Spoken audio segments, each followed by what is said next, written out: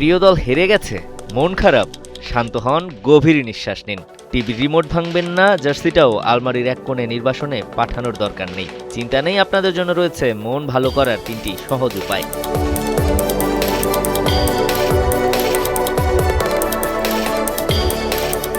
বিশ্বকাপের মতো বড় মঞ্চে প্রিয় দলের হার যেন অনেক সমর্থকের কাছেই ব্যক্তিগত ক্ষতির মতোই মনে হয়। কারো খাওয়া কমে যায়, কারো ঘুম কমে যায়, আবার কেউ ফেসবুক খুললেই ভাবেন আজ অনলাইনে না থাকাই বোধহয় বুদ্ধিমানের কাজ। প্রথম উপায়, একটু বিরতি নিন। ম্যাচ শেষ হওয়ার পরেই ফেসবুক ট্রল আর মিমের ভিড়ে ঝাঁপ দেবেন না। কিছুক্ষণ ফোন দূরে রাখুন, প্রিয় গান শুনুন বা পরিবারের সঙ্গে গল্প করুন বা একটু হাঁটতে বের হন। দেখবেন মনটা অনেকটাই হালকা লাগছে। দ্বিতীয় উপায়, হার নয়, লড়াইটাও মনে রাখুন।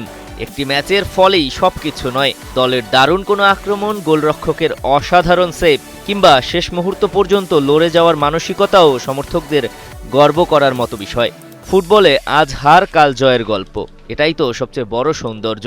তাছাড়া ফুটবলের সবচেয়ে পুরনো সত্য হলো, আজ আপনি কাঁদবেন, কাল হয়তো আপনিই হাসবেন। তৃতীয় উপায়, খোঁচাকে খেলার অংশ ভাবুন।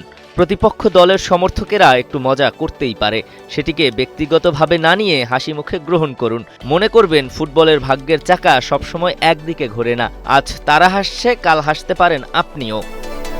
বিশেষজ্ঞদের মতে প্রকৃত সমর্থক সেই যে শুধু ট্রফির জয়ের রাতে নয়, কঠিন পরাজয়ের দিনেও নিজের দলের পাশেই থাকে।